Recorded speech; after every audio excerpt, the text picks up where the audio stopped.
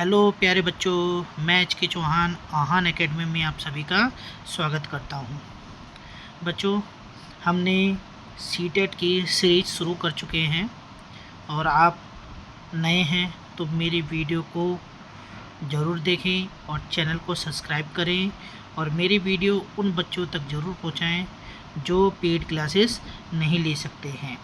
तो आज का हमारा चैप्टर है ग्लोब, अक्षांश और देशांतर।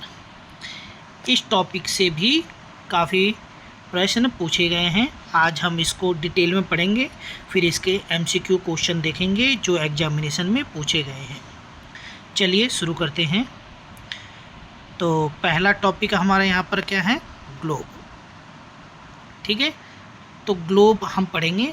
तो ग्लोब पृथ्वी का एक लघु रूप में वास्तविक प्रतिरूप है।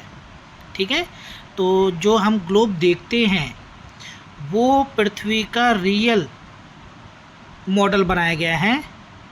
ठीक है, यह हमें पृथ्वी के सही आकार और स्थिति को समझने में मदद करता है। तो ग्लोब के द्वारा जितनी भी दूरी अगर अंतरिक्ष से देखा जाता है, ठीक है, उतनी ही दूरी पर वो चीज़ें ग्लोब पर बनाई गई हैं, चाहे वो स्टेट हो, चाहे वो देश हो, चाहे वो अदर कंट्री हो। ठीक है,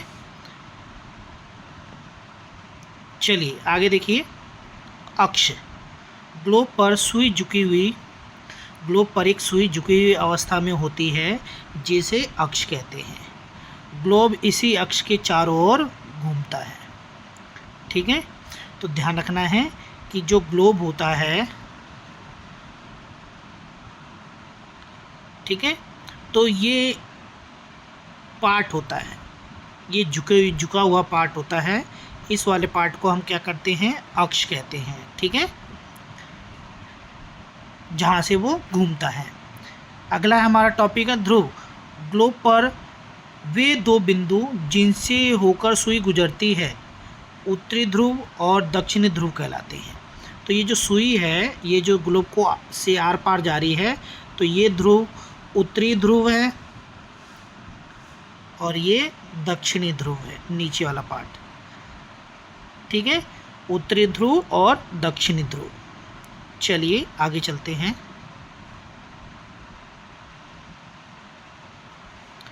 अक्षांश रेखाएं। वे काल्पनिक रेखाएं जो ग्लोब पर पूर्व से पश्चिम की ओर खींची जाती हैं। ठीक है, जैसे ये ग्लोब होता है हमारा, ठीक है, तो ये हमारा क्या है? ये पूर्व है होता है और ये पश्चिम होता है। ठीक है, जो पूर्व से पश्चिम की ओर खींची गई रेखाएं होती हैं इसको अक्षांश रेखा कहा जाता है। ठीक है, आपको समझ में आ गया होगा। ठीक है, पूर्व से पश्चिम की ओर जो काल्पनिक रेखा खींची जाती है उसे क्या बोला जाता है? अक्षांश रेखाएं। ठीक है, अगला टॉपिक देखेंगे विषुवत वृत्त। यह सबसे महत्वपूर्ण अक्षांश है।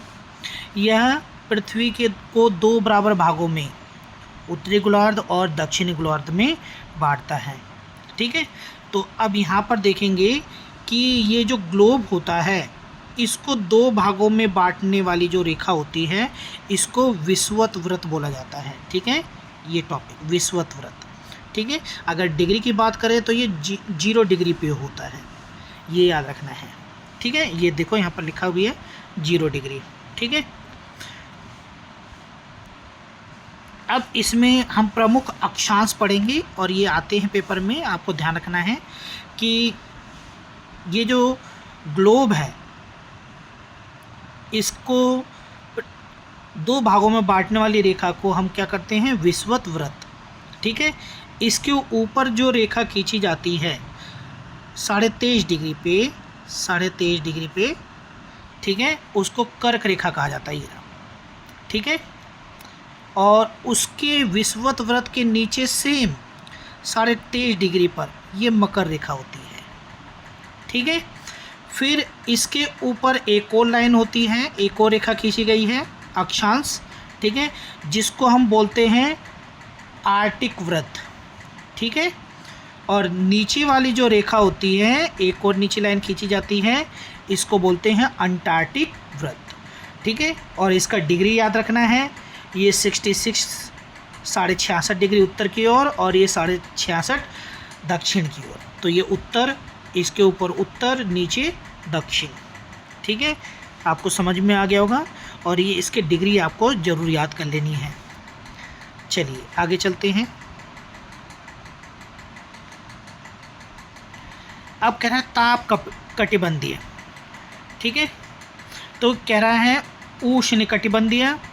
जो ताप की बात की जाती है, ताप कटिबंधीय क्षेत्र जो होते हैं उसमें उष्ण कटिबंधीय क्षेत्र होते हैं, शीतोष्ण कटिबंधीय क्षेत्र होते हैं और शीत कटिबंधीय। ठीक है, अब हम यहाँ पर देखो ग्लोब के माध्यम से समझेंगे। ये हमने विषुवत व्रत देखा, ऊपर मकर और नीचे कर्क। ठीक है, ये जो इन 3 रेखाओं का जो क्षेत्र होता है, ये क्षेत्र क्या होता है, उष्ण कटिबंधीय क्षेत्र, मतलब ये गर्म क्षेत्र होते हैं। और इन्हीं के माध्यम से जो समुद्र का जो पानी होता है वो इवेपरेट होता है, बादलों में कन्वर्ट होता है और हमारे क्षेत्रों में प्रवेश करता है, जिसके कारण वर्षा होती है। ठीक है, तो आपको ध्यान रखना है, ये कर्क रेखा और मकर रेखा के बीच सबसे अधिक गर्म क्षेत्र होते हैं। क्लियर। फिर इसके बाद होता है शीतोष्ण कटिबंधीय। शीतोष्ण मतलब ठंडे क्षेत्र, जो मध्यम ठंडे होते हैं। कर्क रेखा से आर्कटिक व्रत और मकर रेखा से अंटार्कटिक व्रत। तो हमारे को अभी मैंने आपको बताया था कि ये जो ग्लोब होता है, ग्लोब पे ये विषुवत व्रत, ये कर्क और ये आर्कटिक, तो ये जो क्षेत्र होता है, ठीक है, ये क्षेत्र शीतोष्ण होते हैं, ठंडे क्षेत्र होते हैं। ऐसी मकर रेखा, फिर आता हमारा यहाँ पर विषुवत व्रत, मकर रेखा और अंटार्कटिक। तो ये जो क्षेत्र होते हैं ये ठंडे क्षेत्र होते हैं। ठीक है, जिसको शीतोष्ण कटिबंधीय क्षेत्र कहा जाता है। ठीक है, और लास्ट टॉपिक हमारा इसमें देखो, आप देखेंगे शीत कटिबंधीय क्षेत्र, ये ध्रुवों के पास होते हैं। अब मैंने यहाँ बताया था ये उत्तरी ध्रुव होता है, ये दक्षिणी ध्रुव होता है। तो इन ध्रुवों के पास ये बहुत ठंडे क्षेत्र होते हैं। ठीक है, ये अत्यधिक क्या होते हैं, ठंडे क्षेत्र होते हैं। क्लियर हो गई होगी, आपको समझ में आ गया होगा। ग्राफ के अकॉर्डिंग आपको मैंने समझा दिया है। चलिए आगे चलते हैं। अब हमारा आया है देशांतर रेखाएं। ठीक है, वे काल्पनिक रेखाएं जो उत्तरी ध्रुव से दक्षिणी ध्रुव को जोड़ती हैं, मतलब उत्तर और दक्षिणी ध्रुव को आपस में जोड़ती हैं। इन्हें यामोत्तर भी कहा जाता है। ठीक है, आप समझना इस चीज़ को। ये जो ग्लोब है, ग्लोब से उत्तरी ध्रुव से ये दक्षिणी ध्रुव, ये जो रेखाएं खींची जाती हैं इसको देशांतर रेखा कहा जाता है। ठीक है, ये समांतर नहीं होती, ये याद रखना है। जैसे ये ध्रुवों के पास आती हैं, ठीक है, ध्रुवों के पास आती हैं तो इनकी दूरी क्या होती है, कम होती चली जाती है, मगर ये कभी भी आपस में एक दूसरे से टकराती नहीं है। ठीक है, तो इन रेखाओं को क्या बोला जाता है, देशांतर रेखाएं। ठीक है,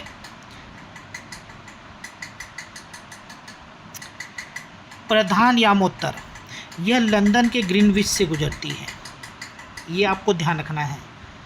ये जो टाइम हम समय लेके चलते हैं ये ग्रीनविच से लिया जाता है कि पूरे विश्व में एक ही प्रकार का समय हो, यहीं से विश्व का समय निर्धारित होता है। ठीक है, चलिए आगे। इसकी विशेषता देखो, सभी देशांतर रेखाओं की लंबाई बराबर होती है। जितनी भी देशांतर रेखाएं खींची जाती है इनकी लंबाई क्या होती है, बराबर होती है। ये समान रेखाएं समानांतर नहीं होती, मैंने बताया था आपको, ये समांतर नहीं होती। ये ध्रुवों की ओर जाने पर इनके बीच की दूरी कम होती चली जाती है। ठीक है, कुल देशांतर रेखाओं की संख्या 360 है। 360। विषुवत व्रत के ऊपर भी 180 और विषुवत व्रत के नीचे भी 180, तो टोटल कितनी होगी, 360। ठीक है, चलिए आगे देखते हैं। देशांतर और समय का संबंध। ठीक है, समय का निर्धारण देशांतर रेखाओं के आधार पर है। ठीक है, तो समय का जितना भी निर्धारण होता है वो देशांतर रेखाओं के आधार पर ही किया जाता है। ये पृथ्वी अपने अक्ष से 360 डिग्री घूमने में 24 घंटे का समय लेती है। इसका अर्थ है पृथ्वी 1 घंटे में 15 डिग्री घूमती है। मतलब कि आपको 360 से 24 से डिवाइड करेंगे तो आपको 15 डिग्री मिल जाएगा। ठीक है, तो अतः 1 डिग्री देशांतर पार करने में 4 मिनट का समय लगता है। 15 डिग्री में 1 घंटे का और 1 डिग्री में 4 मिनट का। ठीक है, नेक्स्ट आगे देखते हैं। इसको अच्छे से ध्यान में रखना है। पूर्व की ओर जाने पर समय बढ़ता है और पश्चिम की ओर जाने पर समय घटता है। इन चीज़ों को ध्यान रखना कि जो ये हमारा जो ग्लोब होता है इस पे जो अक्षांश रेखाएं और देशांतर रेखाएं खींची जाती हैं, ठीक है, ऐसे। ठीक है, तो इन बिंदुओं का गैप और इसका गैप, ठीक है, जो समय बताया जाता है वो 1 डिग्री का फ़र्क पड़ता है और ये 4 मिनट। अगर हम इधर जाते हैं तो 4 मिनट प्लस करते हैं और पीछे जाते हैं तो 4 मिनट माइनस करते हैं। ठीक है, इन चीज़ों को ध्यान रखना है। अगर आपको टाइम से रिलेटेड कोई क्वेश्चन पूछना है तो आप मुझसे पूछ लीजिएगा, मैं अगली वीडियो में आपको टाइम भी समझा दूँगा। चलिए आगे बात करते हैं। भारतीय मानक समय। भारत का मानक यामोत्तर 82.5 डिग्री पूर्व देशांतर है। ठीक है, यह रेखा इलाहाबाद प्रयागराज के नैनी के पास से गुजरता है। तो भारत का भी जो ये विषुवत और कर्क रेखा भारत को 2 बराबर भागों में बांटती है। तो ये भी प्रयागराज, इलाहाबाद के प्रयाग से भारत की समय सारणी ली गई है। भारत का मानक समय ग्रीनविच से 5 घंटे 30 मिनट आगे है। ठीक है, ग्रीनविच हमारा इधर पड़ता है। ठीक है, तो आपको ध्यान रखना है। तो यहाँ से यहाँ तक का जो समय का डिफरेंट होता है वो 5 घंटे 30 मिनट। ठीक है, इसलिए भारत क्या है, भारत का समय उससे ज़्यादा होगा। अगर भारत में 5 बज रहे हैं, ठीक है, तो आपको इसी समय अनुसार आपको ले लेना है। 5:30 तो वहाँ पर 1, ठीक है, तो ये पीछे, तो आपको ध्यान रखना है। चलिए आगे देखते हैं। इसके कुछ टिप्स हैं, आपको ध्यान रखना है। ग्रिड, जब अक्षांश और देशांतर रेखाएं एक दूसरे को काटती हैं तो उसे ग्रिड कहा जाता है। ठीक है, यह किसी स्थान की सटीक स्थिति को बताने में काम आता है। तो जो भी आप देखेंगे देशांतर और अक्षांश रेखाएं एक दूसरे को जब काटती हैं तो वो जो पार्ट कहलाता है, क्या कहलाता है, ग्रिड कहलाता है। ठीक है, विषुवत रेखा सबसे बड़ी रेखा है। ठीक है, क्योंकि ये ग्लोब को या पृथ्वी को 2 बराबर भागों में बांटती है। ठीक है, जैसे जैसे हम विषुवत रेखा से ध्रुवों की ओर जाते हैं अक्षांश रेखाओं की लंबाई घटती चली जाती है। ठीक है, तो जैसे जैसे हम ऊपर जाएं, उत्तर की तरफ जाएं, चाहे नीचे दक्षिण की तरफ जाएं, इनकी दूरी घटती चली जाती है। ठीक है, अंतर क्या है, अक्षांश रेखाएं समानांतर होती हैं जबकि देशांतर रेखाएं ध्रुव पर आकर मिल जाती हैं। ठीक है, तो आपको ये चीज़ें ध्यान में रख रही। तो अभी ये हमारा चैप्टर ये रहा है। अगले वीडियो में हम इससे रिलेटेड कुछ और टॉपिक पढ़ेंगे जो एग्जामिनेशन में पूछे गए हैं और साथ साथ एग्जामिनेशन के क्वेश्चन को भी सॉल्व करेंगे। अगर मेरी वीडियो आपको पसंद आ रही है तो इसे ज़्यादा से ज़्यादा लाइक करें और शेयर करें और चैनल को सब्सक्राइब ज़रूर करें ताकि आपके पास मेरी वीडियो की नोटिफिकेशन आसानी से पहुंच सके। चलिए मिलते हैं नेक्स्ट वीडियो में। बाय सभी बच्चों को।